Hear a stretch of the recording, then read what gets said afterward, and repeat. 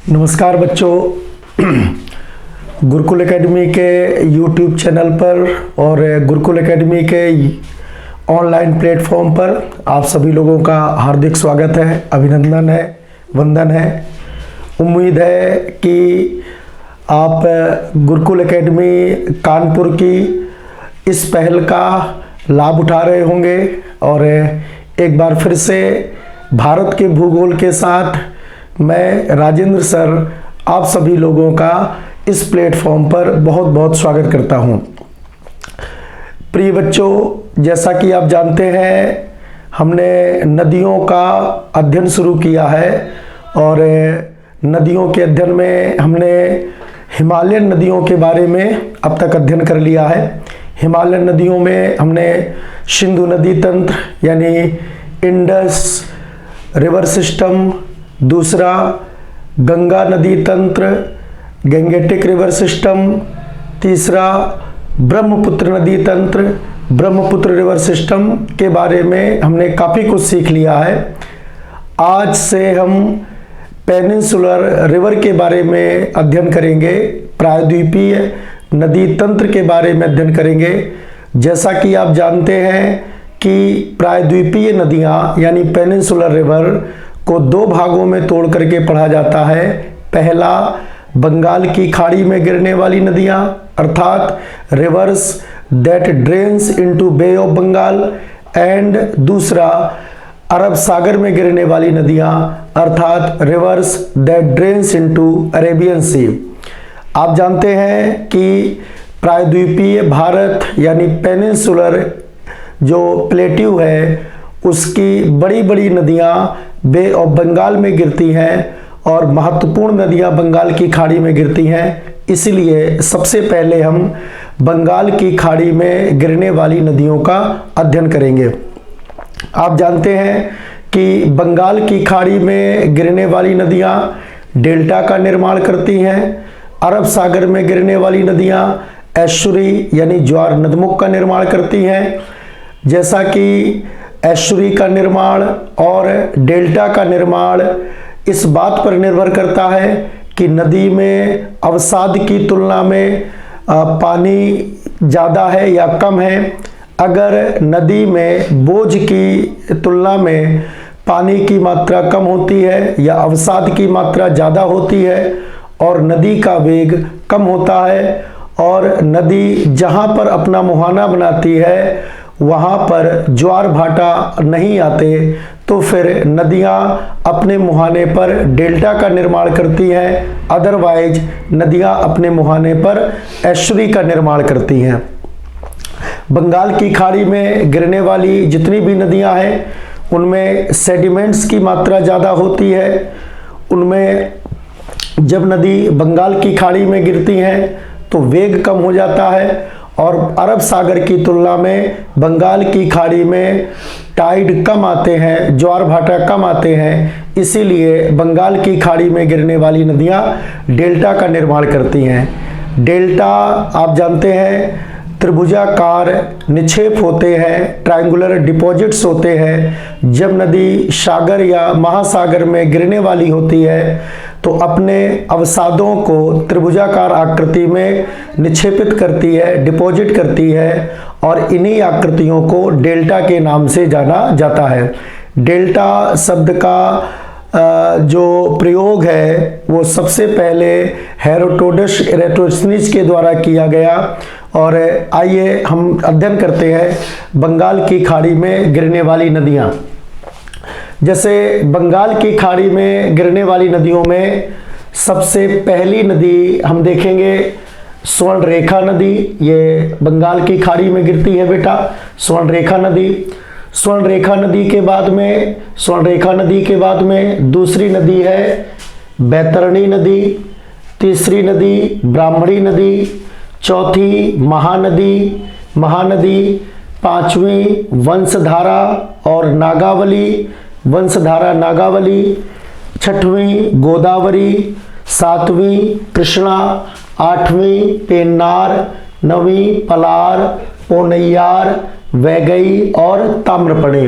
ये major rivers हैं जो बंगाल की खाड़ी में गिरती हैं और इन मेजर रिवर्स के बीच में भी हम आपको 2-3 इंपॉर्टेंट नदियां बनाएंगे जो बंगाल की खाड़ी में गिरती हैं। जैसे उड़ीसा में एक छोटी सी नदी बहती है बुधबलांग, स्वर्णरेखा, बैतरणी और ब्राह्मणी के बाद में यहाँ पर एक नदी आएगी बुधबलांग। तो ये एक छोटी नदी है, ये भी उड़ीसा में प्रवाहित होती है और बंगाल की खाड़ी में गिरती है। बुधबलांग के बाद में महानदी, और महानदी के बाद फिर यहाँ पर एक और छोटी नदी उड़ीसा में प्रवाहित होती है जिसे ऋषिकुल्या नदी के नाम से जाना जाता है। ये भी बंगाल की खाड़ी में गिरती है।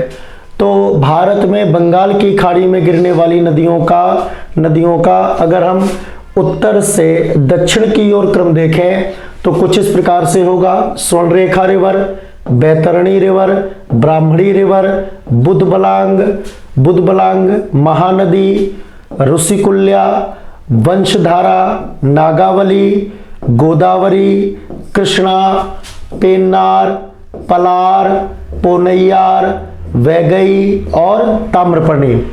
इनमें से कुछ नदियां प्रायद्वीपीय पठार से निकलती हैं, पेनिनसुलर प्लेट्यू से निकलती हैं, और कुछ नदियां पूर्वी घाट और पश्चिमी घाट पर्वत से निकलती हैं।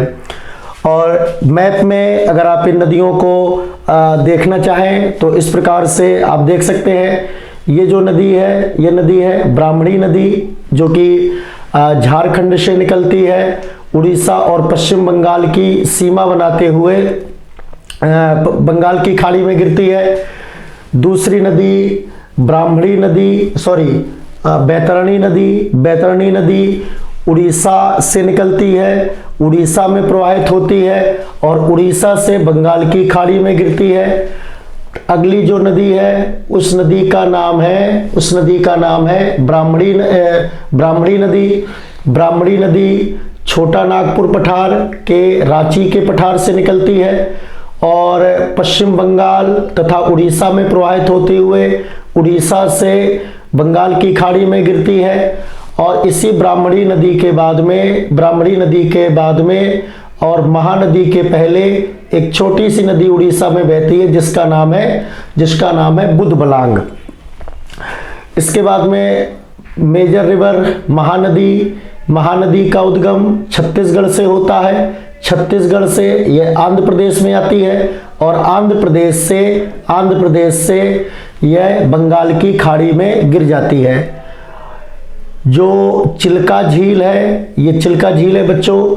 चिल्का झील के उत्तर में महानदी है और इसके बाद में उड़ीसा में ही एक छोटी नदी प्रवाहित होती है जिसका नाम है ऋषिकुल्या नदी।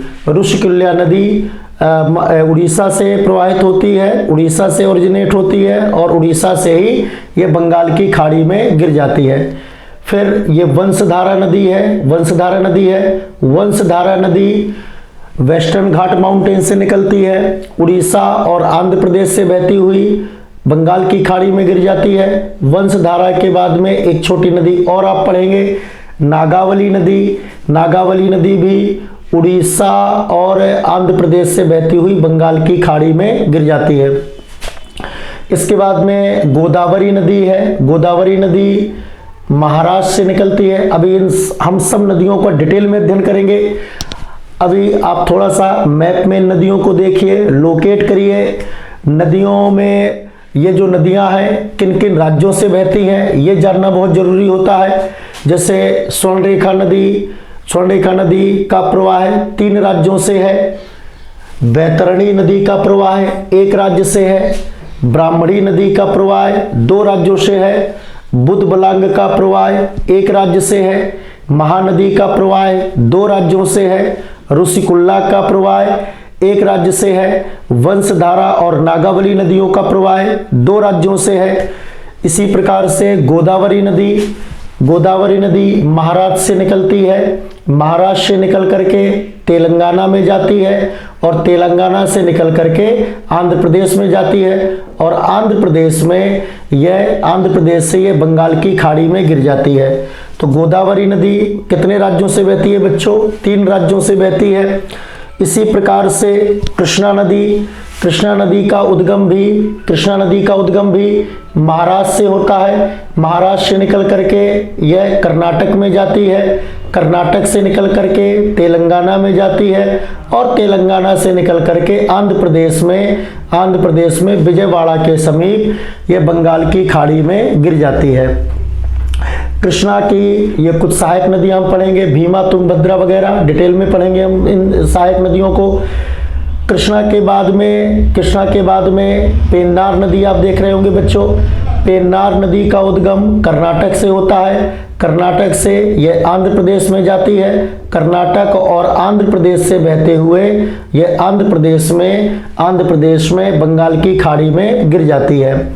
पेन्नार के बाद में एक छोटी सी नदी है पलार नदी का उद्गम भी कर्नाटक से होता है, कर्नाटक से फिर यह आंध्र प्रदेश और तमिलनाडु में बहते हुए तमिलनाडु से बंगाल की खाड़ी में गिर जाती है। और पेन्नार पलार के बाद में ये जो नदी है इसको पोन्नैयार कहा जाता है। पोन्नैयार नदी का उद्गम भी कर्नाटक से होता है, कर्नाटक से यह तमिलनाडु में आती है और तमिलनाडु से यह बंगाल की खाड़ी में गिर जाती है। तो पेन्नार, पलार, पोन्नैयार के बाद में कावेरी नदी का उद्गम कर्नाटक से होता है और यह नदी कर्नाटक और तमिलनाडु से प्रवाहित होते हुए तिरुचिरापल्ली के समीप डेल्टा का निर्माण करती हुई बंगाल की खाड़ी में गिर जाती है। इसके बाद में वैगई नदी का उद्गम तमिलनाडु से होता है और तमिलनाडु से प्रवाहित होती हुई यह नदी पाक की खाड़ी में गिर जाती है।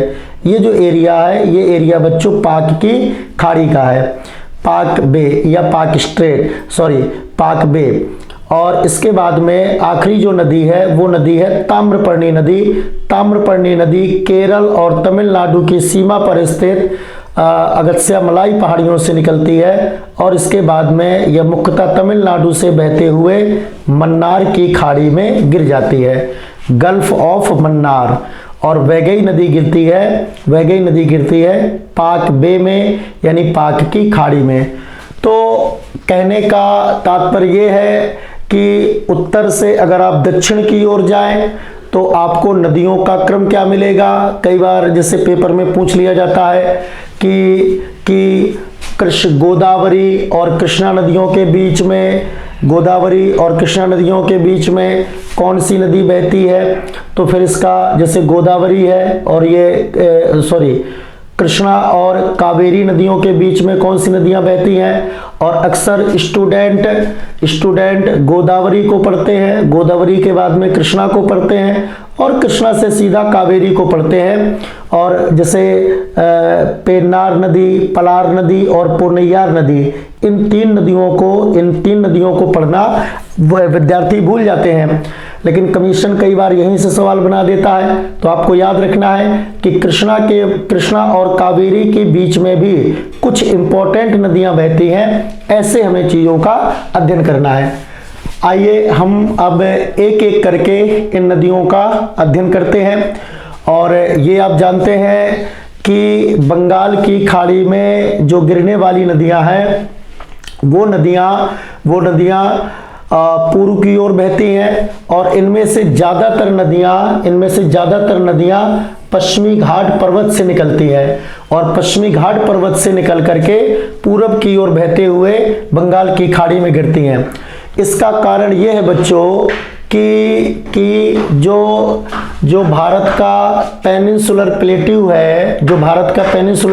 है जिसे हम दो भागों में डिवाइड करते हैं। ये जो आप नर्मदा नदी देख रहे हैं, नर्मदा नदी की घाटी के द्वारा जो पेनिनसुलर प्लेट्यू है वो दो भागों में बटा है। नर्मदा नदी के दक्षिण का जो भाग है उसे डेक्कन प्लेट्यू या दक्कन का पठार बोलते हैं या दक्षिणी प्रायद्वीपीय पठार बोलते हैं। और नर्मदा नदी के उत्तर का जो पेनिनसुलर प्लेट्यू है उसे उत्तरी प्रायद्वीपीय पठार के नाम से जाना जाता है। पूर्व में हम ये चर्चा कर चुके हैं कि जो डेक्कन प्लेट्यू है यानी दक्षिणी प्रायद्वीपीय पठार है, इस डेक्कन प्लेट्यू का जो स्लोप है, ढाल है, वो पश्चिम से पूर्व की ओर है। यानी इसका जो पश्चिमी भाग है वो ऊपर उठा है और इसका जो पूर्वी भाग है वो थोड़ा सा नीचा है। तो आपको याद रखना है कि डेक्कन प्लेट्यू यानी दक्षिणी प्रायद्वीपीय पठार का ढाल ये आपका पश्चिम से पूर्व की ओर है। यही कारण है कि गोदावरी, कृष्णा और कावेरी जैसी नदियां ये निकलती तो पश्चिमी घाट पर्वत से है, लेकिन ये बहती पूरब की ओर है, क्योंकि ये डेक्कन प्लेट्यू का यानी दक्षिणी प्रायद्वीपीय पठार के ढाल का अनुसरण करती हैं। इसके अलावा जो हमारा उत्तरी प्रायद्वीपीय पठार है बच्चों, उत्तरी प्रायद्वीपीय पठार की जो नदियां हैं, जैसे हमने बेतवा नदी पढ़ी है, हमने केन नदी पढ़ी है, हमने चंबल नदी पढ़ी है, हमने टोल्स नदी पढ़ी है, ये सारी की सारी नदियां दक्षिण से निकलती हैं और उत्तर की ओर बहती हैं, क्योंकि उत्तरी प्रायद्वीपीय पठार का ढाल दक्षिण से उत्तर की ओर है। यानी कि ये वाला भाग ऊपर उठा है और ये वाला भाग थोड़ा सा नीचे है। इसमें अब हम एक एक करके इन नदियों का अध्ययन करते हैं और सबसे पहले हम देखेंगे स्वर्ण रेखा नदी के बारे में। तो स्वर्ण रेखा नदी, जहां तक स्वर्ण रेखा नदी का सवाल है, बच्चों, तो स्वर्ण रेखा नदी का उद्गम छोटा नागपुर पठार में रांची से होता है, रांची के पास से होता है। आप रांची प्लेट्यू भी कह सकते हैं। तो स्वर्ण रेखा नदी का उद्गम रांची के पठार से होता है। और रांची का पठार कहां पर है? रांची का पठार झारखंड में है।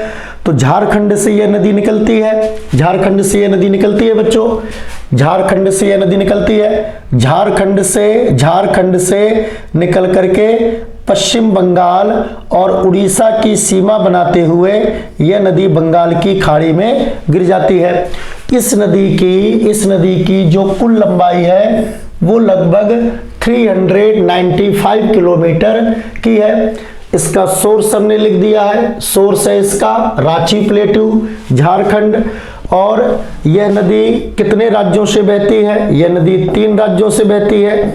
इसमें एक आएगा बच्चों झारखंड, एक स्टेट झारखंड, दूसरा स्टेट आएगा इसमें वेस्ट बंगाल और तीसरा स्टेट आएगा इसमें ओडिशा।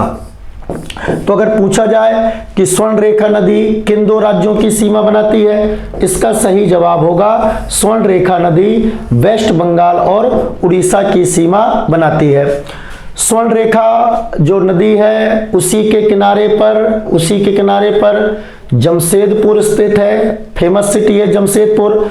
और आप जानते हैं कि जमशेदपुर को भारत में स्टील सिटी के नाम से भी जाना जाता है। तो which city is known as steel city of India? India is known as Jamshedpur. इसके अलावा जमशेदपुर को भारत का पिट्सबर्ग के नाम से भी जाना जाता है। तो जमशेदपुर की ये 2 उपमाएं आपको याद रखनी है बच्चों। पहला, जमशेदपुर को भारत का पिट्सबर्ग कहा जाता है। और दूसरा, इसमें भारत की स्टील सिटी भारत में कौन सा शहर स्टील सिटी के नाम से जाना जाता है? इसका सही जवाब है जमशेदपुर। जहां तक पिट्सबर्ग का सवाल है, तो पिट्सबर्ग यूएसए में स्थित एक इंडस्ट्रियल सिटी है और यह पिट्सबर्ग पूरी दुनिया में अपने आयरन और स्टील प्रोडक्शन के लिए जाना जाता है। तो भारत में भी यह काम जमशेदपुर में किया जाता है। और आप जानते हैं जमशेदपुर जो शहर है वो जमशेद जी टाटा के नाम पर रखा गया है। और जमशेदपुर में ही 1907 में टिस्को की स्थापना हुई थी बच्चों। Tata iron and steel company. तो 1907 में जमशेदपुर में Tata iron and steel company की स्थापना की गई थी। जमशेद झारखंड में इस स्वर्ण रेखा नदी के द्वारा एक बहुत फेमस वाटरफॉल बनाया जाता है, जिसे हुंडरू वाटरफॉल के नाम से जानते हैं। ठीक है, इससे हुंडरू वाटरफॉल के नाम से जाना जाता है। और आप देखेंगे हुंडरू वाटरफॉल दूर दूर से यहाँ पर पर्यटक हुंडरू वाटरफॉल को देखने के लिए आते हैं। हम आपको हुंडरू वाटरफॉल की इमेज दिखाने का प्रयास कर रहे हैं। हुंडरू वाटरफॉल, चलिए हमारे पास में शायद हुंडरू वाटरफॉल की इमेज नहीं है। बहरहाल हुंडरू वाटरफॉल फेमस वाटरफॉल है और इसे दूर दूर से पर्यटक देखने के लिए आते हैं। तो आप इसे याद रखिएगा, हुंडरू वाटरफॉल किस नदी पर है? स्वर्ण रेखा नदी पर। यह तथ्य स्वर्ण रेखा नदी से संबंधित है। इसके बाद में दूसरी जो नदी है वह है बैतरणी नदी। स्वर्ण रेखा नदी के बाद में ये तो स्वर्ण रेखा नदी हो गई, और स्वर्ण रेखा नदी के बाद में दूसरी जो रिवर है उसका नाम है बैतरणी रिवर। जहां तक बैतरणी नदी का सवाल है, तो बैतरणी नदी का उद्गम उड़ीसा से होता है। उड़ीसा में क्योंझर का पठार या केंदुझार पठार भी इसको बोलते हैं, और यह उड़ीसा के सुंदरगढ़ जिले में स्थित है। तो बैतरणी नदी का उद्गम उड़ीसा के सुंदरगढ़ जिले में स्थित क्योंझर पठार से होता है, और बैतरणी नदी केवल और केवल एक ही राज्य में बहती है, उड़ीसा में ही बहती है। और बैतरणी नदी को उड़ीसा में काफ़ी पवित्र नदी के नाम से जाना जाता है। तो इतना ही तथ्य बैतरणी नदी के बारे में है। बैतरणी के बाद में फिर आती है बेटा ब्राह्मणी नदी। ब्राह्मणी नदी बड़ी नदी है, और आप देख रहे होंगे इस ब्राह्मणी नदी की कुल लंबाई है 800 किलोमीटर। ब्राह्मणी नदी को थोड़ा सा समझने की ज़रूरत है। जो वास्तव में ब्राह्मणी नदी है, ब्राह्मणी नदी का उद्गम छोटा नागपुर पठार से होता है, और छोटा नागपुर पठार से यहाँ पर झारखंड में छोटा नागपुर पठार से यह नदी दो धाराओं के मिलने से बनती है। इसकी एक धारा साउथ कोयल कहलाती है और दूसरी धारा सांक कहलाती है। जैसे सपोज दैट ये साउथ कोयल है और ये सांख नदी है बेटा, साउथ कोयल सांख। और जब साउथ कोयल और सांक आपस में मिल जाती हैं, तो फिर इस नदी का नाम हो जाता है ब्राह्मणी नदी। और जो राउरकेला है, पूछा जाए राउरकेला किस नदी के तट पर स्थित है, तो इसका सही जवाब होगा ब्राह्मणी नदी, क्योंकि राउरकेला के पास में ही साउथ कोयल और सांक नदियों का आपस में कन्फ्लुएंस होता है, आपस में संगम होता है। और when south Koel and Sankh confluences, the river is named as Brahmani nadi, and Rourkela is situated on the bank of Brahmani river. Rourkela के बारे में आप जानते हैं कि यह आयरन एंड स्टील प्रोडक्शन के लिए जाना जाता है। भारत की दूसरी पंचवर्षीय योजना जो कि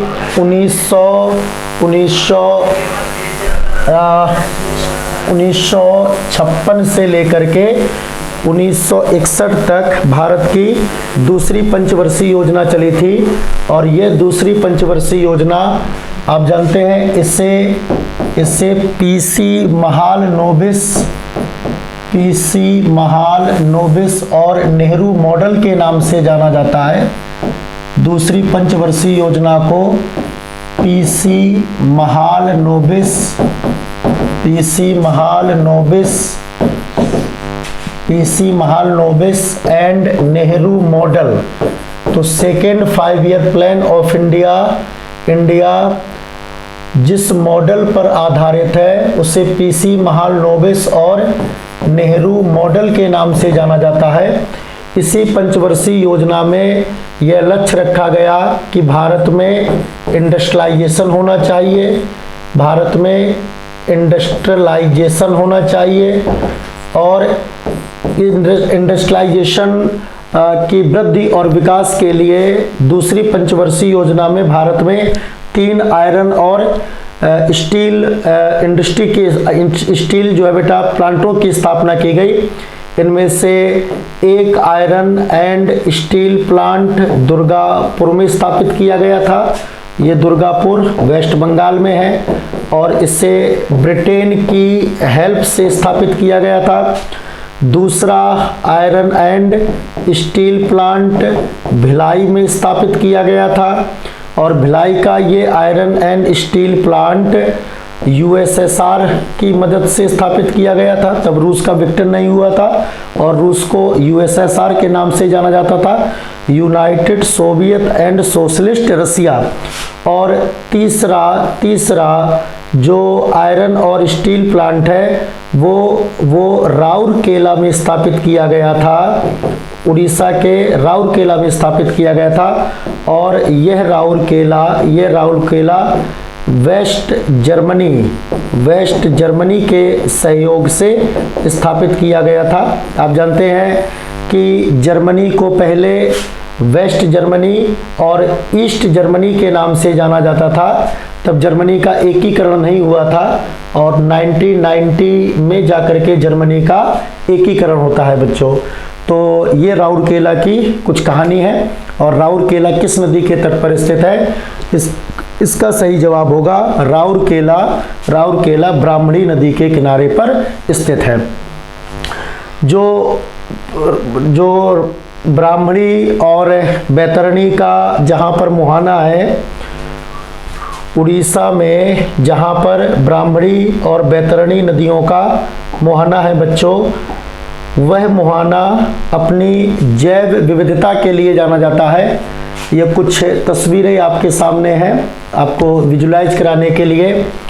असल में ब्राह्मणी नदी और बैतरणी नदी का जो मुहाना है वो बिल्कुल पास में है और ब्राह्मणी और बैतरणी नदियों के मुहाने पर ही एक उड़ीसा में जो है बेटा गाहिर माथा पाया जाता है।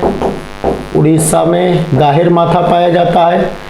गाहिर माथा जो उड़ीसा में जगह है वो अपने ओलिव रिडले टर्टल के नेस्टिंग के लिए जानी जाता है। उड़ीसा का गाहिर माथा अपने ओलिव रिडले टर्टल के नेस्टिंग के लिए जाना जाता है। यहाँ पर लाखों की संख्या में जो कछुए हैं, ओलिव रिडले टर्टल आप जानते हैं इन्हें सबसे छोटे कछुए माना जाता है। लाखों की संख्या में ओलिव रिडले टर्टल उड़ीसा के गाहिर माथा में आते हैं नेस्टिंग के लिए। और इनकी नेस्टिंग जो होती है उसे एरिब्डा के नाम से जाना जाता है। इनकी जो नेस्टिंग होती है उनको एरिब्डा कहा जाता है बच्चों। आप देख रहे हैं हजारों की संख्या में, लाखों की संख्या में ये कछुए यहाँ पर अंडा देने के लिए आते हैं, अंडा देते हैं और वापस लौट जाते हैं। तो कछुओं के ओलिव रिडले कछुओं के अंडा देने की इसी प्रक्रिया को नेस्टिंग कहा जाता है और इसी को एरिब्डा या एरीबाड़ा के नाम से जाना जाता है। ये इम्पोर्टेंट है बच्चों, इसे आप याद रखेंगे। एरीबाड़ा क्या है या एरिब्डा क्या है? ओलिव रिडले कछुओं के द्वारा जो नेस्टिंग की जाती है, जो अंडे दिए जाते हैं, उसी को एरिब्डा या एरीबाड़ा कहते हैं। और ये कुछ गाहिर माथा के और ये वास्तव में भितरकनिका, यहाँ पर भितरकनिका नेशनल पार्क भी पाया जाता है, भितरकनिका वन्यजीव अभयारण्य भी पाया जाता है। बहुत फेमस है बेटा ये भितरकनिका नेशनल पार्क। यह भितरकनिका नेशनल पार्क अपने अपने जैव विविधता के लिए जाना जाता है, अपने मैंग्रोव वनस्पतियों के लिए जाना जाता है, अपने प्रवासी पक्षियों के लिए जाना जाता है। इसी भितरकनिका नेशनल पार्क में गाहिर माथा सेंचुरी है और इसी गाहिर माथा सेंचुरी में ऑलिव रिडले टर्टल नेस्टिंग के लिए आते हैं। तो ये कुछ शानदार चित्र हैं भितरकनिका नेशनल पार्क के बेटा। और ये भितरकनिका नेशनल पार्क ब्राह्मणी, बैतरणी और कुछ छोटी छोटी नदियाँ उड़ीसा में हैं, जैसे धमरा हो गया, पाठशाला हो गया, धमरा पाठशाला, ब्राह्मणी, बैतरणी, धमरा, पाठशाला, इन नदियों के मुहाने पर स्थित है भितरकनिका नेशनल पार्क। और भितरकनिका नेशनल पार्क अपनी बायोडाइवर्सिटी वगैरह के लिए जाना जाता है, मैंग्रोव वनस्पतियों के लिए जाना जाता है। इसके बाद में ब्राह्मणी और बैतरणी नदियों के अध्ययन करने के बाद में जो नेक्स्ट नदी आती है उसका नाम है महानदी। जैसे हमने सीख लिया, यहाँ से ये जो है बेटा, यहाँ से हमने पढ़ा ब्राह्मणी नदी के बाद में हमने पढ़ा स्वर्णरेखा नदी के बाद में हमने बैतरणी नदी के बाद में हमने ब्राह्मणी नदी पढ़ा। और ब्राह्मणी नदी को पढ़ने के बाद में अब हम पढ़ते हैं महानदी इम्पोर्टेंट नदी है प्रायद्वीपीय भारत की। और महानदी का उद्गम बेसिकली छत्तीसगढ़ से होता है। इसकी जो कुल लंबाई है महानदी की वो 858 किलोमीटर है। महानदी का उद्गम छत्तीसगढ़ से होता है, सिहावा की पहाड़ियों से होता है। ठीक, ये बेटा महानदी है। और महानदी का उद्गम छत्तीसगढ़ में रायपुर जिले में सिहावा की पहाड़ियों से होता है।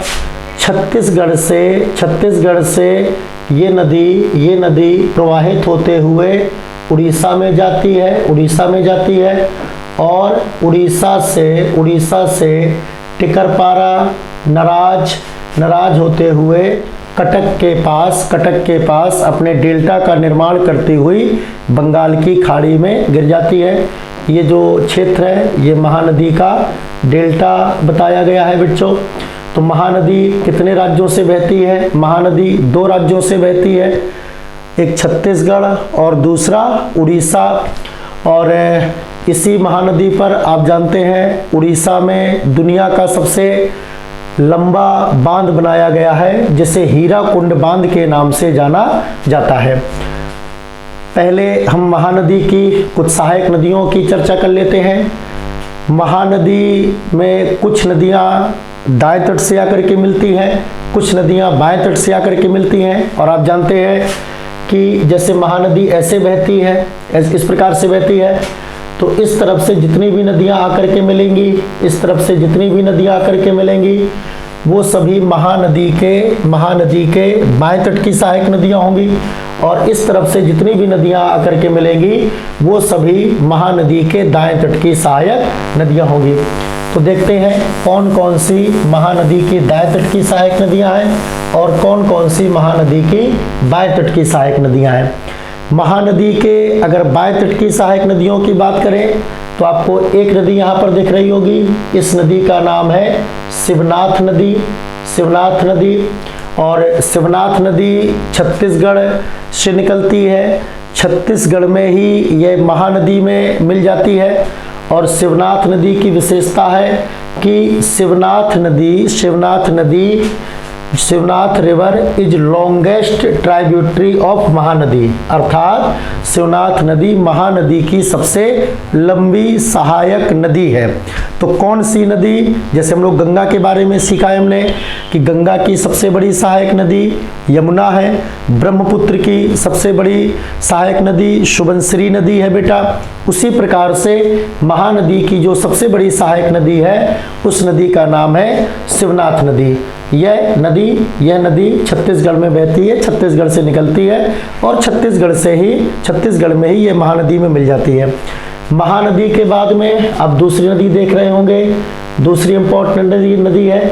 इस नदी का नाम है हसदो नदी। हसदो नदी की विशेषता ये है कि Hasdeo river is second largest tributary of Mahanadi. तो शिवनाथ महानदी की सबसे बड़ी सहायक नदी, हसदो महानदी की दूसरी सबसे बड़ी सहायक नदी है। और हसदो की जो बेटा खास बात है वो है कोरबा, छत्तीसगढ़ का कोरबा अपने कोयले उत्पादन के लिए जाना जाता है, बहुत फेमस है बेटा ये भारत में अपने कोयले उत्पादन के लिए।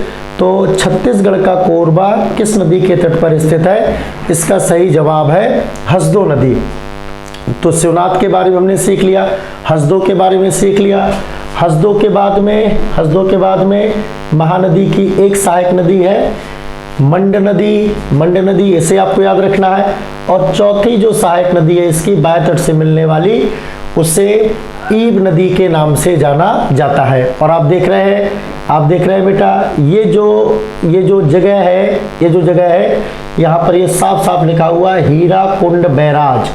यहीं पर बेटा आप कह सकते हैं कि जहाँ पर उड़ीसा और छत्तीसगढ़ की सीमा मिलती है वहीं पर ही हीराकुंड डैम बनाया गया है महानदी पर। और इसी के बारे में हमने थोड़ी देर पहले चर्चा की थी कि यह दुनिया का सबसे लंबा बांध है। तो ईब नदी कह सकते हैं कि वहां पर महानदी में मिलती है जहां पर हीराकुंड डैम बना हुआ है। तो ये महानदी की बाएं हाथ की सहायक नदियों में आप याद रखेंगे शिवनाथ नदी, हसदो नदी, मंड नदी और ईब नदी। इसके बाद में महानदी की जो दाएं तट की सहायक नदियां हैं, उन दाएं तट की सहायक नदियों में एक नदी है जोंक नदी, दूसरी नदी है ओंग नदी, तीसरी नदी है बेटा तेल नदी, जोंग, ओंग, तेल। ये महानदी की दाएं हाथ की प्रमुख सहायक नदियां हैं। तो महानदी की कुछ सहायक नदियां शिवनाथ, हसदो, मंड, ईब और जोंग, ओंग, तेल। ठीक है, इस प्रकार से ये महानदी की सहायक नदियां हैं। और महानदी का प्रवाह कितने राज्यों में है? महानदी का प्रवाह 2 राज्यों में पाया जाता है बेटा। ठीक है, तो महानदी का प्रवाह 2 राज्यों में पाया जाता है, छत्तीसगढ़ और उड़ीसा। इसके बाद में कुछ उड़ीसा में बहने वाली 1-2 और छोटी नदियां हैं। जैसे इनमें से एक नदी है बुधबलांग, हमने शुरुआत में इसके बारे में चर्चा की थी बुधबलांग नदी के बारे में।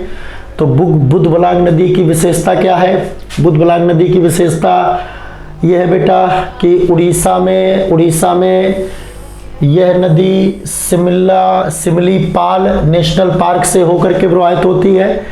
अभी हमने थोड़ी देर पहले गाहिरमाथा की चर्चा की थी, भितरकनिका की चर्चा की थी।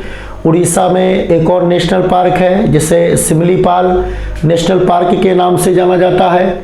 और यह बुधबलांग नदी उड़ीसा के मुख्य रूप से 2 जिलों से प्रवाहित होती है। इनमें से एक जिला है मयूरभंज और दूसरा जिला है बालासोर। बालासोर बहुत जो है प्रसिद्ध जगह है। अक्सर DRDO अपने मिसाइल वगैरह के परीक्षण बालासोर से करता है। जैसे उड़ीसा में बालासोर हो गया, उड़ीसा में बालासोर है। उड़ीसा में आप जानते हैं उड़ीसा में चांदीपुर है और यहीं पर DRDO का इंटीग्रेटेड टेस्ट मिसाइल है बेटा। उड़ीसा में ही आप पढ़ते हैं ब्राह्मणी नदी के मुहाने पर व्हीलर द्वीप है। हाँ, ये भी एक इम्पोर्टेंट फैक्ट है। उड़ीसा में जो है बेटा एक जो है द्वीप पाया जाता है जिसको व्हीलर द्वीप के नाम से जाना जाता है। हालांकि अब इस व्हीलर द्वीप का नाम बदलकर अब्दुल कलाम द्वीप कर दिया गया है। और DRDO अपने मिसाइल वगैरह का परीक्षण भी कभी कभी व्हीलर द्वीप से करता है या अब्दुल कलाम द्वीप से करता है। और यह व्हीलर द्वीप किस नदी के मुहाने पर स्थित है? इसका सही जवाब होगा ब्राह्मणी नदी। तो बुधबलांग जो नदी है वो मयूरभंज और बालासोर जिलों से प्रवाहित होती है। सिमलीपाल नेशनल पार्क से प्रवाहित होती है। और इसी सिमलीपाल नेशनल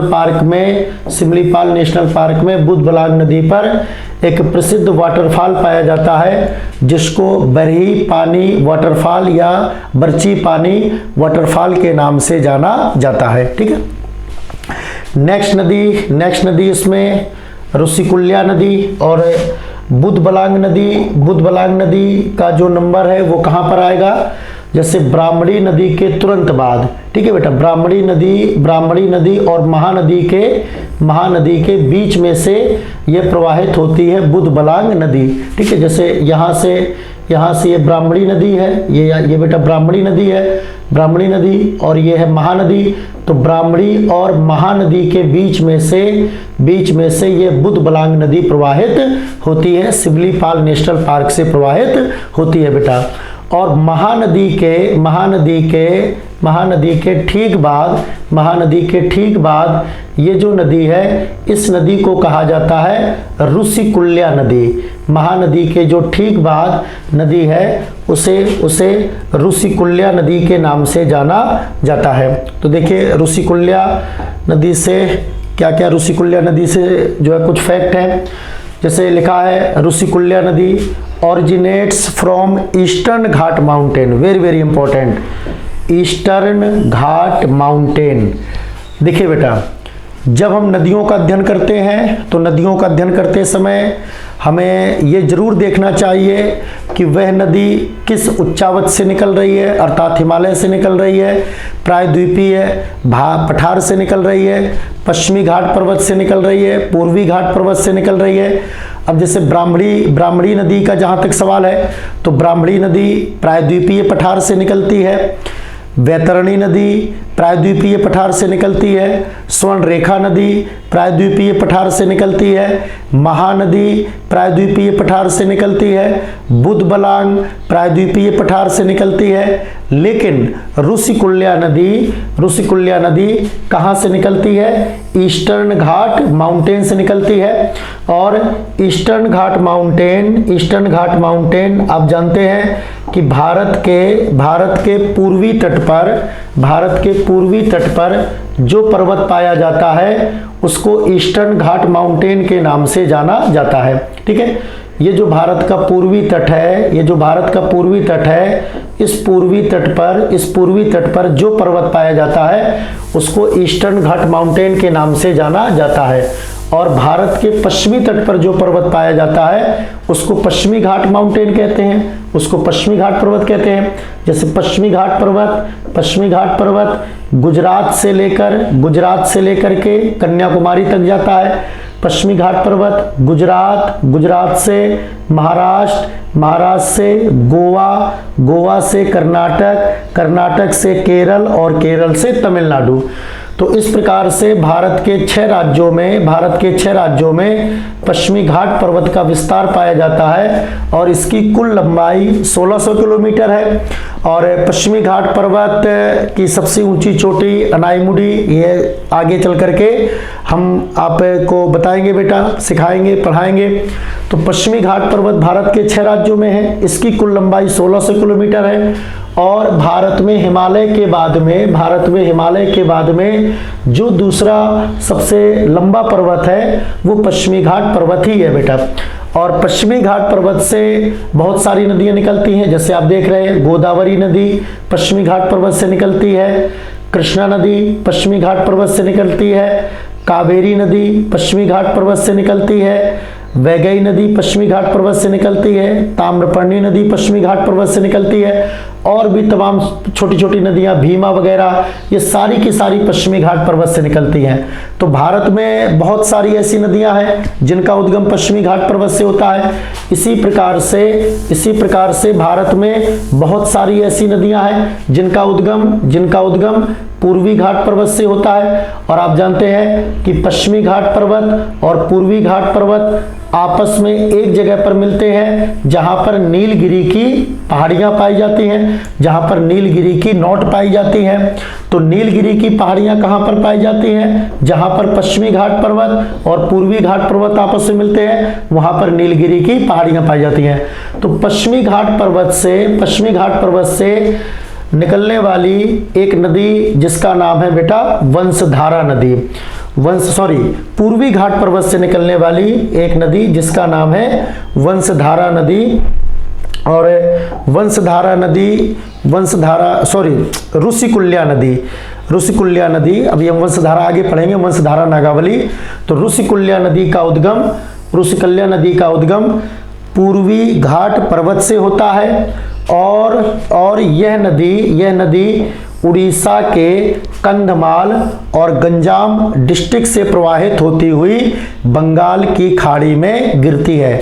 कंधमाल आप जानते हैं कि कुछ समय पहले उड़ीसा की कंधमाल हल्दी को जीआई टैग प्रदान किया गया था।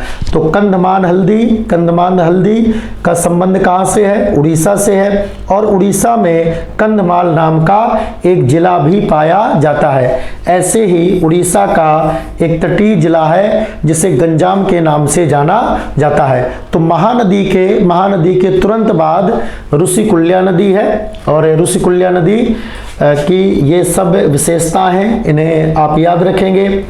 इसके बाद थोड़ा सा मैप पर देखते हैं बेटा। जैसे ये जो है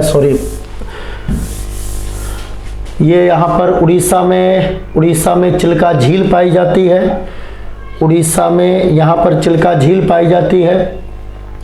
ये बेटा उड़ीसा में ये चिल्का झील है। तो चिल्का झील की लोकेशन को जरा देख लेते हैं। ये आपको देख रहा होगा, यहाँ पर ये जो नदी है ये बेटा महानदी, इस प्रकार से महानदी बहती है। और यहाँ पर हीराकुंड डैम बना हुआ है। तो जैसे चिल्का झील की पोजीशन पूछी जाए, ये उड़ीसा की चिल्का लेक है। अगर चिल्का झील की पोजीशन पूछी जाए तो आप बताएंगे ईस्ट, वेस्ट, नॉर्थ और साउथ। चिल्का झील के उत्तर में महानदी है या महानदी के दक्षिण में चिल्का झील है। और यहाँ से ये ऐसे जो है बेटा ऋषिकुल्या नदी बहती है, ऐसे इस प्रकार से ऋषिकुल्या नदी बहती है। तो ऋषिकुल्या नदी के उत्तर में और महानदी के दक्षिण में चिल्का झील है। आप जानते हैं चिल्का झील भारत में खारे पानी की सबसे बड़ी झील है, इसलिए चिल्का झील की पोजीशन नदियों के संदर्भ में हमें पता होनी चाहिए। तो महानदी के दक्षिण में और ऋषिकुल्या नदी के उत्तर में चिल्का झील पाई जाती है। आगे देखते हैं कुछ इसमें से मेजर प्रोजेक्ट है महानदी पर मेजर प्रोजेक्ट। जैसे एक है रविशंकर और गैंग्रिल डैम। ये जो है बेटा रविशंकर और गैंग्रिल डैम इसे आपको याद रखना है। यह रविशंकर या गैंग्रिल डैम छत्तीसगढ़ में स्थित है। और यह क्यों जरूरी है हमारे लिए, इसे पढ़ना क्यों जरूरी है हमारे लिए? क्योंकि रविशंकर और Gangrel dam supply water to Bhilai iron and steel plant. देखिए भिलाई जैसे हमने अभी थोड़ी देर पहले बताया था कि सेकेंड 5 ईयर प्लान में यूएसएसआर की मदद से जो है बेटा छत्तीसगढ़ में या तत्कालीन मध्य प्रदेश के भिलाई में आयरन और स्टील प्लांट की स्थापना की गई थी। तो यह भिलाई बेटा किसी नदी के किनारे स्थित नहीं है। राउरकेला तो ब्राह्मणी नदी के किनारे पर स्थित है, लेकिन ये भिलाई किसी नदी के किनारे पर स्थित नहीं है। और इस भिलाई आयरन एंड स्टील जो है बेटा प्लांट को जल की आपूर्ति कहां से होती है? इसको जल की आपूर्ति प्राप्त होती है रविशंकर या गैंग्रिल डैम से बेटा। ठीक है, इसे आप याद रखेंगे। इसके बाद में महानदी पर हीराकुंड डैम उड़ीसा में है। ये बेटा उड़ीसा में हीराकुंड डैम पाया जाता है। पूछा जाए हीराकुंड डैम किस राज्य में है? उड़ीसा में है। क्या हीराकुंड डैम दो राज्यों की संयुक्त परियोजना है, ज्वाइंट वेंचर है? जी नहीं, जी नहीं। हीराकुंड डैम पूरी तरह से जो है बेटा उड़ीसा में है और इसका पूरी तरह से लाभ उड़ीसा को मिलता है। उड़ीसा के किस जिले में है? उड़ीसा के संबलपुर जिले में है बेटा ये। इसके बाद महानदी से दो प्रोजेक्ट और अगर आप याद कर लेंगे, एक का नाम है बेटा, एक का नाम है नराज, एक का नाम है नराज और दूसरे का नाम है टिकरपारा। एक का नाम है नराज और दूसरे का नाम है टिकरपारा। तो अगर पूछा जाए कि नराज प्रोजेक्ट का संबंध किससे है? महानदी। टिकरपारा प्रोजेक्ट का संबंध किससे है? महानदी। ये दोनों प्रोजेक्ट कहां पर है? ये दोनों प्रोजेक्ट आपके उड़ीसा में है बेटा। आप देख रहे हैं ये जो जगह है ये टिकरपारा है। टिकरपारा डैम बना हुआ है और ये जो डैम बना हुआ है ये नराज डैम है। ये टिकरपारा डैम है, ये नराज डैम है। इसी प्रकार से यहाँ पर ये हीराकुंड डैम बना हुआ है और भी छोटे छोटे, जैसे ओंग नदी पर साले भाटा और जो है खैरमाल, ये बेटा कंदमाल, ये ठीक है, ये छोटे छोटे प्रोजेक्ट है। पर इम्पोर्टेंट कौन है इसमें टिकरपारा इम्पोर्टेंट है, नराज इम्पोर्टेंट है, हीराकुंड इम्पोर्टेंट है और इधर उड़ीसा में रविशंकर जो है बेटा प्रोजेक्ट इम्पोर्टेंट है। तो ये महानदी के बारे में, महानदी हो गई बेटा। महानदी के बाद जो अन्य हम दूसरी नदी पढ़ते हैं महानदी के बाद में, ऋषिकुल्या नदी। इसको हमने जान लिया कि ऋषिकुल्या नदी का उद्गम कहाँ से होता है? ऋषिकुल्या नदी का उद्गम ईस्टर्न घाट माउंटेन से होता है। उड़ीसा के कंधमाल और गंजाम जिलों से प्रवाहित होती है। यह स्वतंत्र नदी है बेटा और स्वतंत्र रूप से बंगाल की खाड़ी में गिरती है। इनका क्रम वगैरह याद रख लेना। महानदी के बाद में ऋषिकुल्या के बाद में उड़ीसा और आंध्र प्रदेश से प्रवाहित होने वाली दो नदियां और हैं जिनका नाम है वंशधारा और नागावली। वंशधारा और नागावली ये दोनों नदियां भी ईस्टर्न घाट माउंटेन से निकलती हैं। कितने राज्यों में बहती हैं? ये चूंकि जो है बेटा उड़ीसा से निकलती हैं और आंध्र प्रदेश में जाती हैं। तो ये नदियां भी जो है बेटा दो राज्यों से प्रवाहित होती हैं। इनका जो ओरिजिनेशन है, इनका जो सोर्स है वो उड़ीसा है और उड़ीसा से ये फिर कहां पर जाती हैं? ये फिर जाती हैं आंध्र प्रदेश में और आंध्र प्रदेश से ही डेल्टा का निर्माण करती हुई बंगाल की खाड़ी में गिर जाती हैं। ठीक है, तो ऋषिकुल्या, वंशधारा और नागावली। वंशधारा और नागावली नदियों को लेकर के कभी कभी उड़ीसा और आंध्र प्रदेश में थोड़ा बहुत विवाद की स्थिति रहती है, इसलिए भी ये नदियां इम्पोर्टेंट हैं जल को लेकर के। अगर कोई नदी एक या एक से अधिक राज्यों में बहती है तो अक्सर उस नदी के जल के उपयोग को लेकर के राज्यों में विवाद की स्थिति होती है। आप ये सब अच्छी तरह जानते हैं। कावेरी नदी, कृष्णा नदी इसके उदाहरण है बेटा।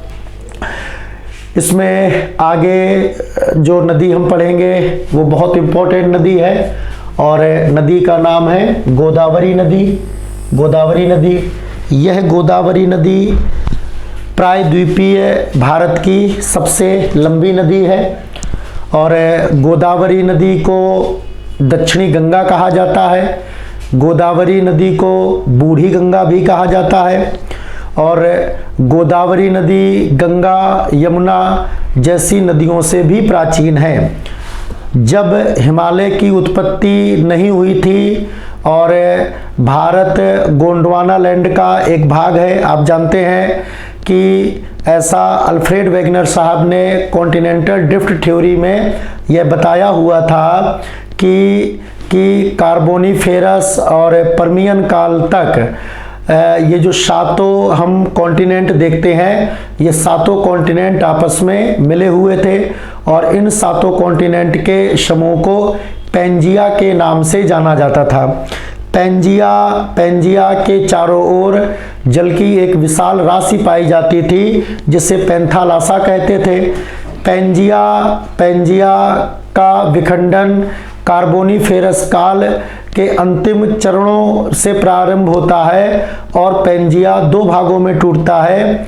इसके उत्तरी भाग को अंगारा लैंड कहते हैं, दक्षिणी भाग को गोंडवाना लैंड कहते हैं और अंगारा लैंड बाद में उत्तरी अमेरिका, एशिया और यूरोप कॉन्टिनेंट के रूप में आज भी विद्यमान है और गोंडवाना लैंड दक्षिण America continent, Africa continent, peninsular प्लेटू या प्रायद्वीपीय भारत, ऑस्ट्रेलिया, अंटार्कटिका, ये सारे के सारे गोंडवाना लैंड के भाग हैं।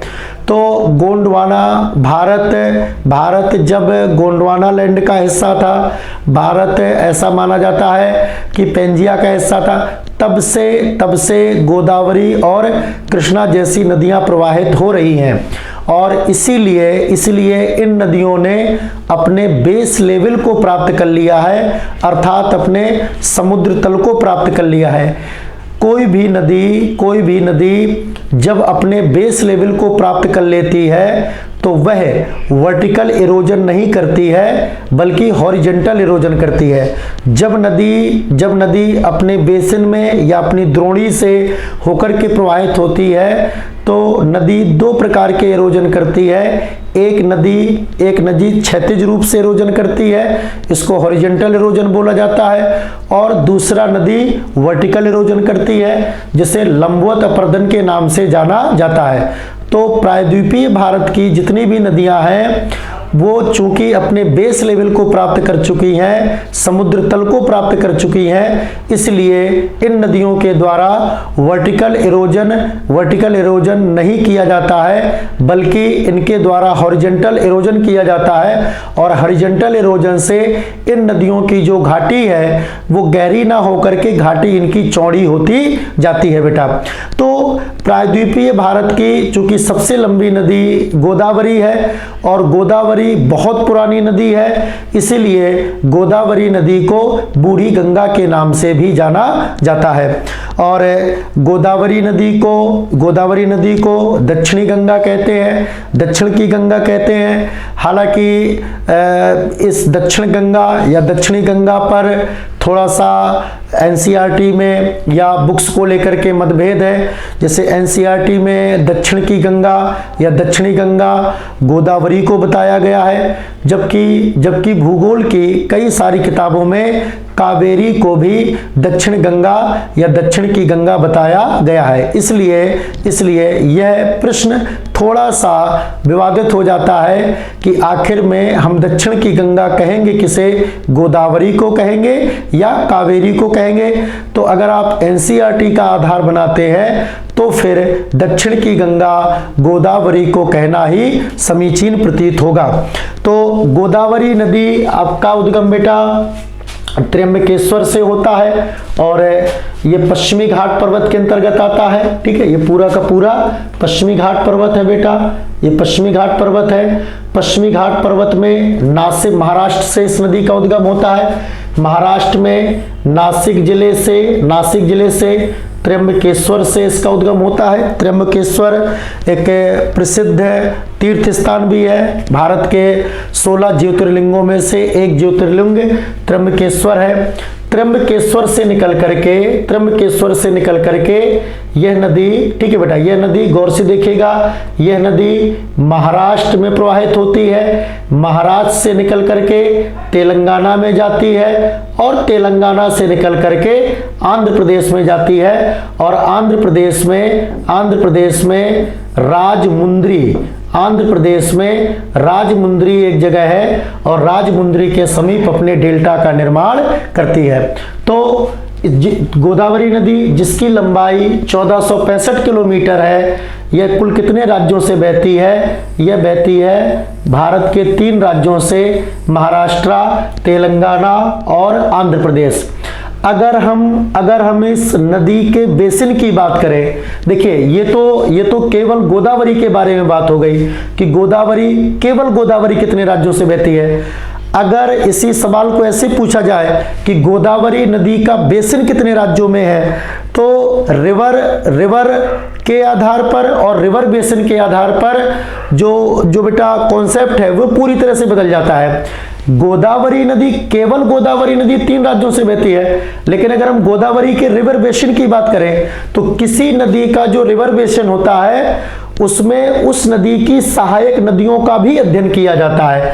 अब जैसे गोदावरी नदी में बहुत सारी ऐसी नदियां हैं जो कि मध्य प्रदेश से आकर के मिलती है, और इसका सबसे शानदार उदाहरण वर्धा नदी है और वेनगंगा है। वर्धा नदी और वेनगंगा नदी, इन दोनों नदियों का उद्गम मध्य प्रदेश से होता है। तो गोदावरी नदी भले ही मध्य प्रदेश में नहीं बहती है, लेकिन मध्य प्रदेश गोदावरी रिवर बेसिन के अंतर्गत आएगा, क्योंकि मध्य प्रदेश से निकलने वाली कई तमाम सारी नदियां गोदावरी नदी में मिलती है।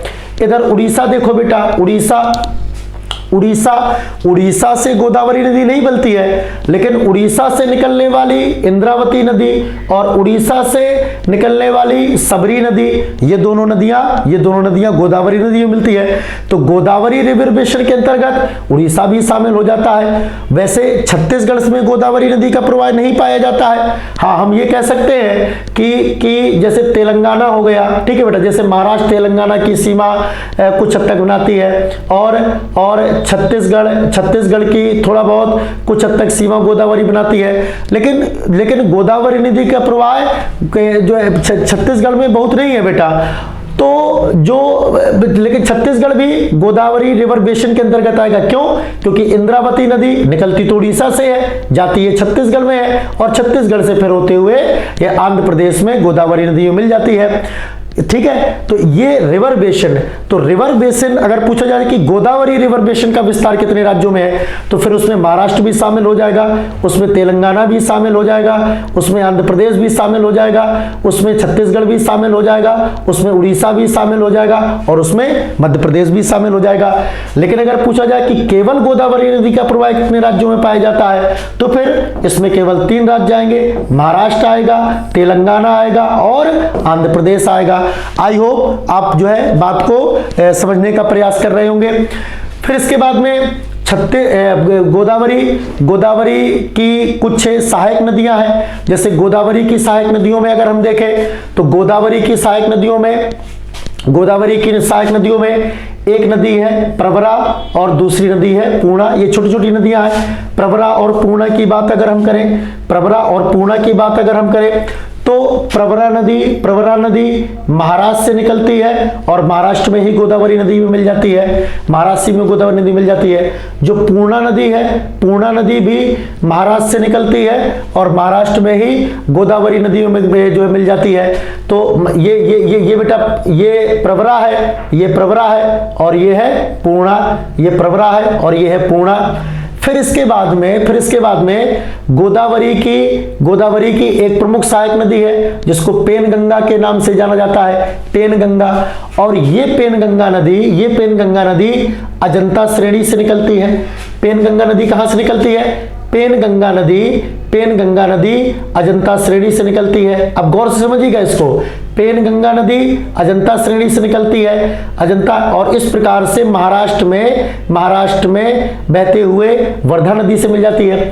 इधर देखो बेटा बहुत गौर से ध्यान से, ये वर्धा नदी है, ठीक है। और आप देख रहे होंगे कि जैसे ये जो है बेटा ये नर्मदा नदी है, ऐसे इस प्रकार से नर्मदा नदी का फ्लो हो रहा है। और ये जो जगह है छत्तीसगढ़ और मध्य प्रदेश की सीमा पर, इसे ये अमरकंटक है। अमरकंटक है, मैकाल पहाड़ियों की सबसे ऊंची चोटी। और यहां पर आपको दिख रहा होगा, यहां पर आपको दिख रहा होगा ये तापी नदी है बेटा, ये तापी नदी है। और तापी नदी इस प्रकार से मध्य प्रदेश से निकलती है। मध्य प्रदेश में बैतूल जिला, ये बैतूल जिला है, और ये मुल्ताई है बेटा, ये सतपुड़ा रेंज है, ये पूरी की पूरी।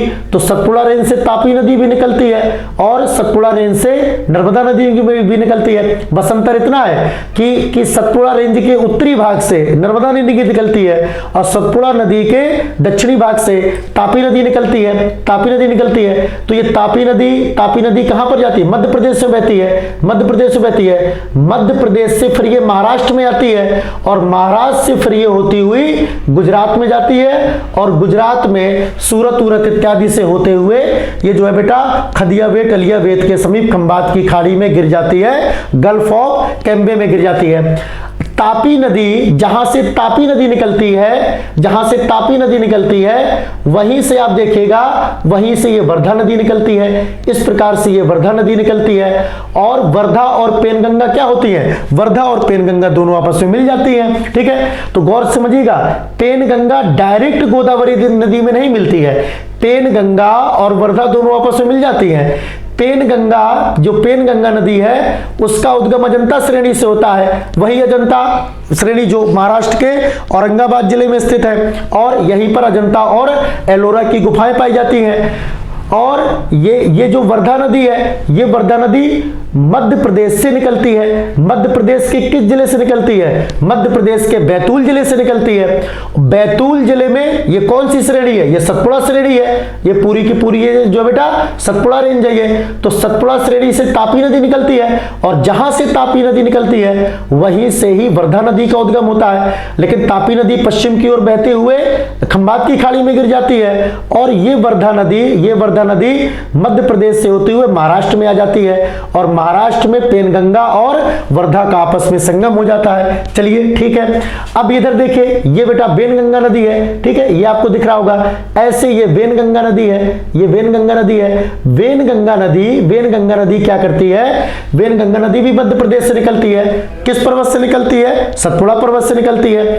और जब ये पेनगंगा वर्धा और पेनगंगा और वर्धा का जो संयुक्त जल है वो जाकर के वेनगंगा नदी में मिल जाता है। और जैसे ही पेनगंगा वर्धा का संयुक्त जल वेनगंगा में मिलता है, तब इनकी संयुक्त जलधारा को प्रणाहिता के नाम से जाना जाता है। तो कुछ इस प्रकार से कहानी बनती है, ये जो है बेटा ये पेनगंगा, ठीक है, ये पेनगंगा है, ये पेनगंगा के बाद में ये वर्धा है और यहां से ये वेनगंगा है। P for Penganga, V for Wardha, W for Wainganga.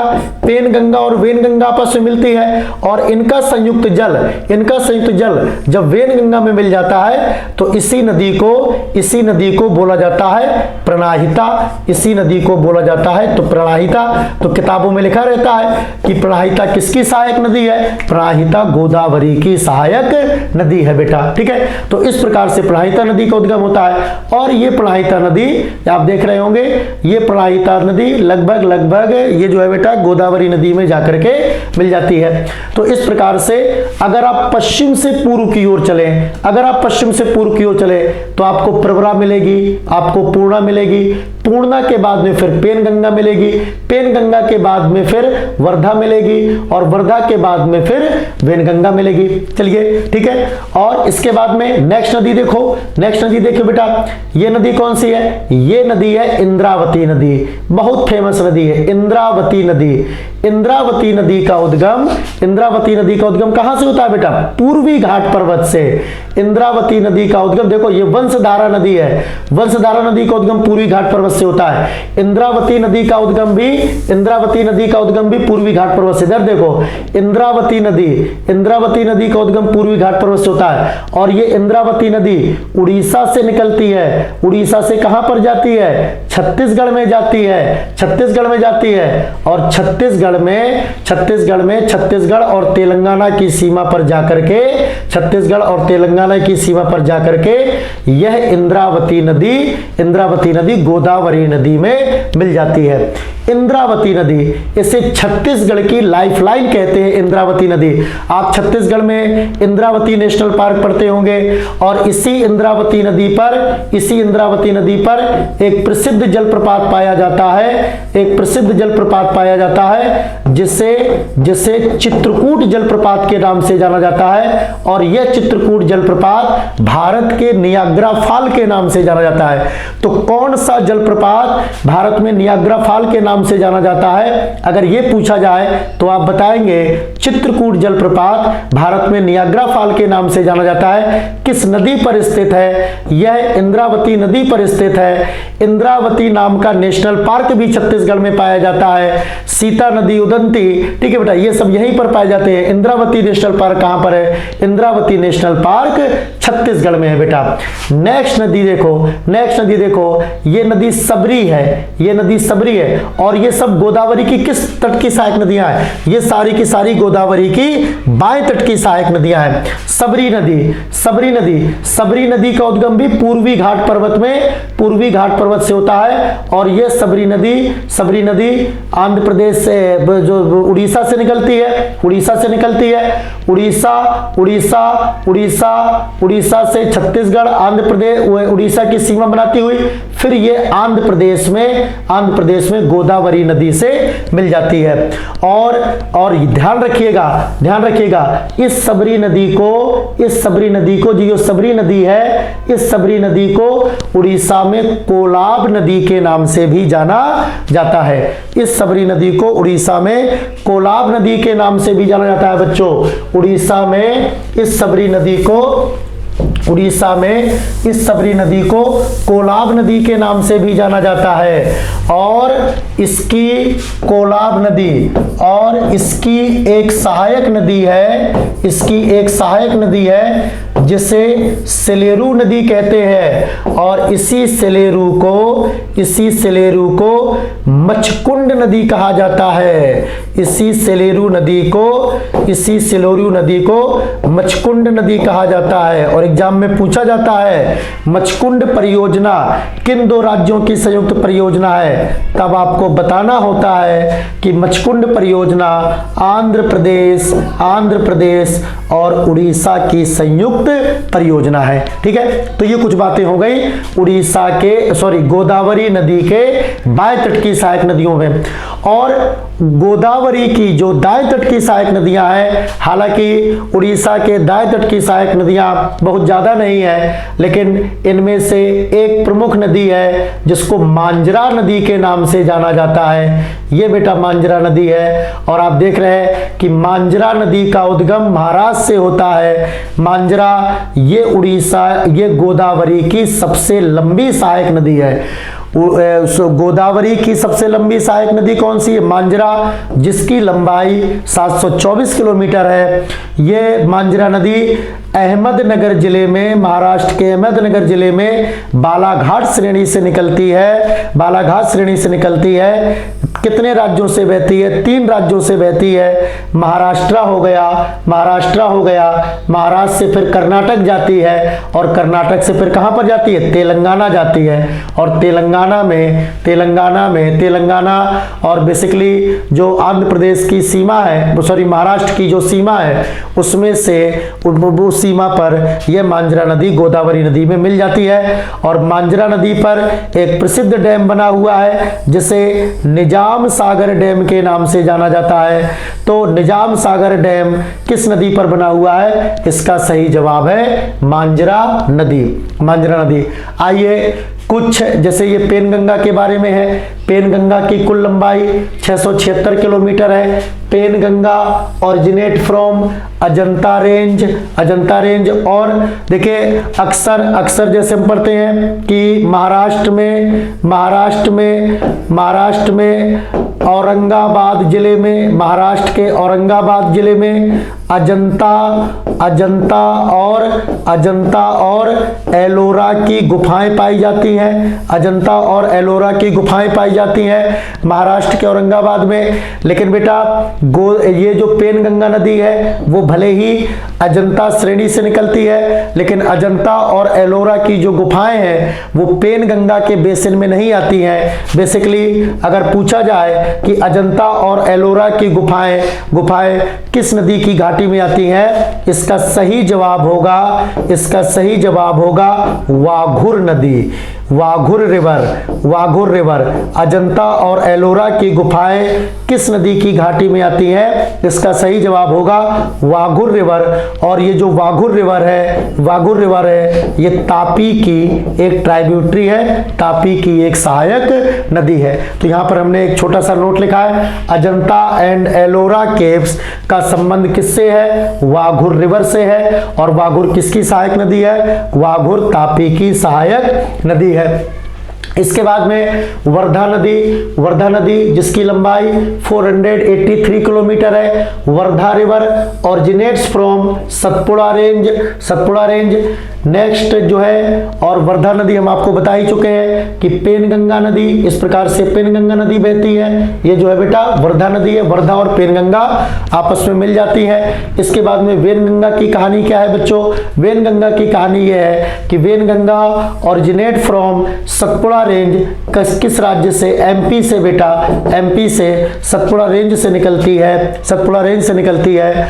और यह पेनगंगा और वर्धा के संयुक्त जल में मिल जाती है, तब इस नदी का नाम पड़ जाता है प्राणहिता। ये सब जानकारी हम पढ़ चुके हैं। इंद्रावती नदी का जहां तक सवाल है, इंद्रावती नदी की कुल लंबाई 380 किलोमीटर है बेटा। इंद्रावती नदी कहां से निकलती है, उड़ीसा से निकलती है। इंद्रावती नदी उड़ीसा से निकलती है, पूर्वी घाट पर्वत से निकलती है, उड़ीसा से निकल करके छत्तीसगढ़ में जाती है, ठीक है। और इसके बाद में यह गोदावरी नदी में जाकर के मिल जाती है।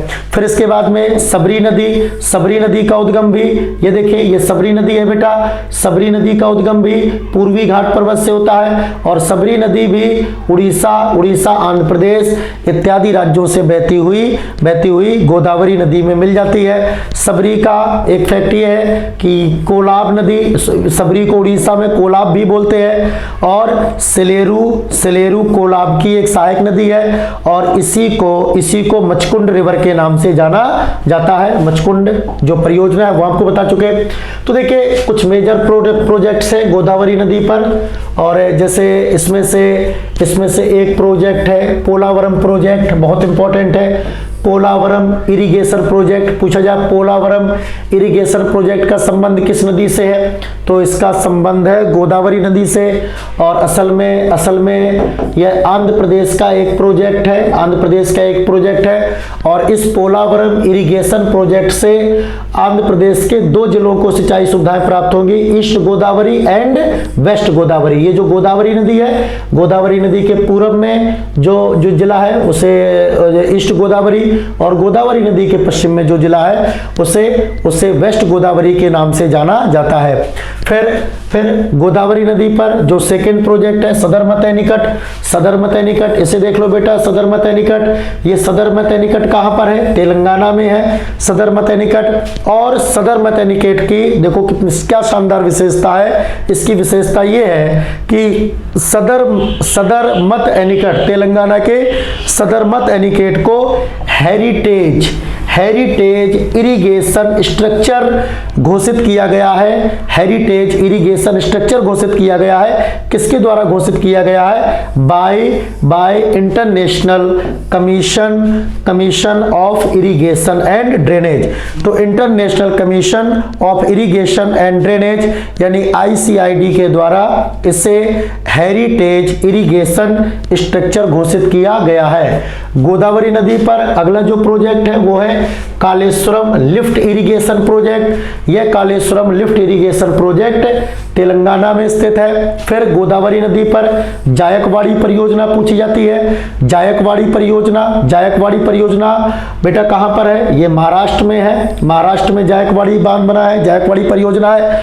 पोचमपाद परियोजना पूछी जाती है। पोचमपाद परियोजना कहां पर है? तेलंगाना में है, तेलंगाना में है। और इसके अलावा पोचमपाद परियोजना या इसको श्री राम सागर प्रोजेक्ट के नाम से भी जाना जाता है। तो पोचमपाद परियोजना का संबंध तेलंगाना, श्री राम सागर प्रोजेक्ट का संबंध जो है बेटा तेलंगाना। नदी पूछी जाए तो नदी आप बताएंगे गोदावरी नदी बताएंगे बेटा, ठीक।